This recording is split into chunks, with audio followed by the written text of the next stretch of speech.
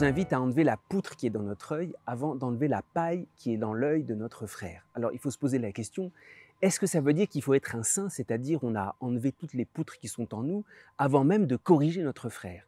Et pourtant, parfois on est dans des situations où il faut bien corriger alors même qu'on a encore des poutres en nous. Un père de famille, il doit corriger son enfant, même si ce père peut-être il a fait pire lui-même.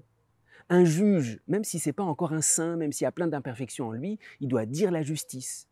Un prêtre, même s'il est encore bourré de défauts, il doit dénoncer le mal. Alors, c'est bien évident, Jésus ne dit pas qu'il ne faut pas se corriger, au contraire, mais il nous donne un esprit à cette correction extrêmement profonde. D'abord, cette correction doit toujours s'accompagner de conversion en nous-mêmes, mais il y a quelque chose de plus.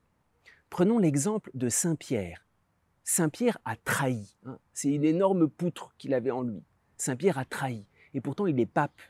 Il doit être amené à corriger, à amener l'Église à se convertir. Mais bien évidemment, après avoir trahi, Saint Pierre n'a pas dirigé l'Église de la même manière.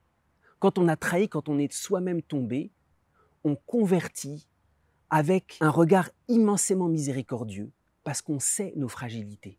Et peut-être c'est ça que Jésus veut nous faire découvrir. Nos fragilités n'empêchent pas Dieu de passer à travers nous pour continuer à gagner le monde, à le convertir, à amener les hommes à s'amender eux-mêmes.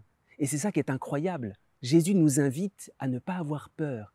La miséricorde de Dieu continue à nous choisir malgré nos défauts. Alors, ce n'est pas une invitation en disant tu ne peux corriger personne tant que tu n'es pas un saint.